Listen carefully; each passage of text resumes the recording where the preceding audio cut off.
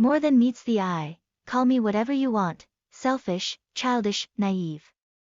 Trust me, whatever creative combination of words you can come up with, my mother has already called me then, probably in the last several months alone.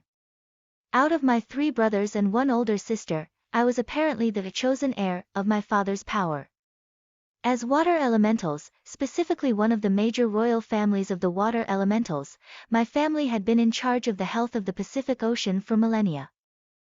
In fact, ancient Sumerian tablets dating back over 8,000 years ago depicted my family as water gods or spirits of the ocean. I guess to humans, our supernatural abilities and somewhat humanoid figures did make us appear godlike in their eyes. However, trust me when I say this, the water elementals, particularly the ruling families of water elementals, are about as human as they come, particularly in regards to our excessive dramatics and obvious pettiness.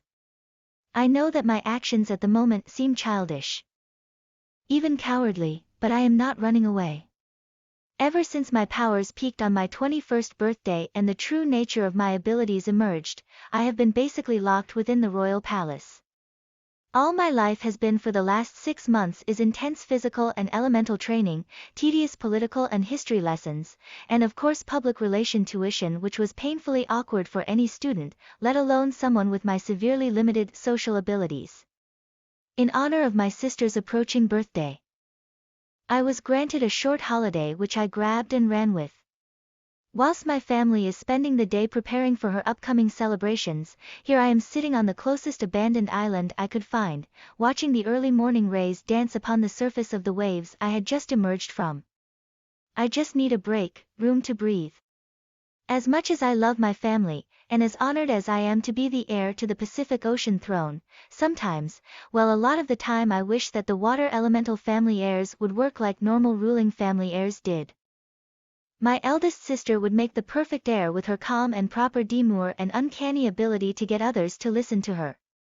Even my brother, merely 1 year younger than me, would make a better candidate for the throne with his outstanding fighting abilities and head for politics. Being alone for the first time in months, this was exactly what I needed to recharge my severely depleted energy sources, not only on a physical level but on an emotional and mental level as well. I wanted a day free of studying tides and currents. I wanted a day free of reading up on animal kingdoms and the turf wars between the oceanic rulers over the centuries. Throughout all my adolescent years, I had known what I wanted to do as my full-time career. I knew how I wanted to spend my life. I loved animals, I always have and I always will.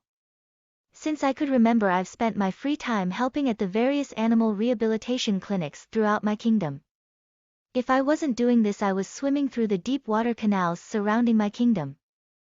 Far enough away from the mainland for the humans to keep away, yet close enough to the continental shelf to still have thriving coral reefs. Reefs that I would be ruling over within the next couple of centuries, reefs whose occupants I would be responsible for. They trusted me with their safety, with their livelihood. Yet being responsible for aquatic creatures was one thing, being responsible for the safety and livelihood of the millions of elementals that lived with the Pacific Ocean, as well as the humans that lived within these waters, that was something else entirely. Even thinking about this, it was no wonder I had been feeling stressed lately and had fled as soon as I had gotten the chance. All I needed was a short reprieve from reality, some introvert recharge time, some future ruler of the Pacific Ocean recharge time. I used to be able to understand why the humans idolized their godlike figures so much. Even I practically worshipped my father when I had been a child. He had seemed supernatural even to me, an elemental myself. He seemed to always be in control with his calm and fair, yet firm and confident style of ruling. No task was too big or too small for him, nothing seemed to faze him, he was always calm, ruling had seemed to come so easily to him. It was only now, after the brief, future ruler training that I had been going through over the last half a year, did I truly understand how hard a job it was being the sole authoritative figure for the Pacific Ocean. It was only now, through this first-hand experience, that I can truly say with utter sincerement that my father is an incredible ruler, and I have no idea on how I am going to fill his footsteps one day. He truly appeared to be godlike in the humans' eyes. The local islanders even had shrines to him thanks to their trace glimpses. Nhiều hơn là giao tiếp bằng mắt, gọi cho tôi bất cứ điều gì bạn muốn. Ích kỷ, trẻ con, sống. Hãy tin tưởng ở tôi, bất cứ sự kết hợp từ sáng tạo nào mà bạn có thể nghĩ ra thì mẹ tôi đã gọi cho tôi rồi, có lẽ chỉ trong vài tháng gần đây thôi. Trong số 3 anh em trai và một chị gái của tôi rõ ràng là người thừa kế được lựa chọn quyền lực của cha tôi. Là các nguyên tố nước, cụ thể là một trong những hoàng tộc lớn của các nguyên tố nước, gia đình tôi đã phụ trách sức khỏe của Thái Bình Dương trong hàng thiên niên kỷ. Trên thực tế, những tấm bảng cổ của người Sumerican có niên đại hơn 8.000 năm trước đã miêu tả gia đình tôi là thần nước hay tinh linh của đại dương. Tôi đoán đối với con người, khả năng siêu nhiên của chúng tôi và những hình dáng giống người đã khiến chúng tôi trông giống như thần trong mắt họ. Tuy nhiên, hãy tin tôi khi tôi nói điều này, các nguyên tố nước, đặc biệt là các gia đình thống trị của các nguyên tố nước cũng giống như con người mà họ đến, đặc biệt là về sự kịch tính quá mức và sự nhỏ nhen rõ ràng của chúng ta. Tôi biết rằng hành động của tôi lúc này có vẻ trẻ con, thậm chí là hèn nhát, nhưng tôi không trốn chạy.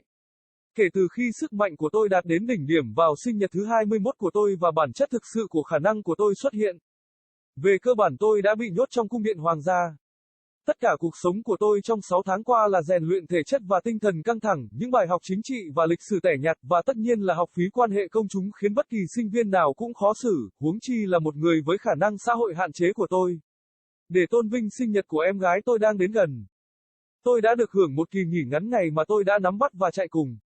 Trong khi gia đình tôi đang dành cả ngày để chuẩn bị cho lễ kỷ niệm sắp tới của cô ấy, thì ở đây tôi đang ngồi trên hòn đảo bị bỏ hoang gần nhất mà tôi có thể tìm thấy, nhìn những tia nắng sớm mai nhảy múa trên mặt sóng tôi vừa trồi lên.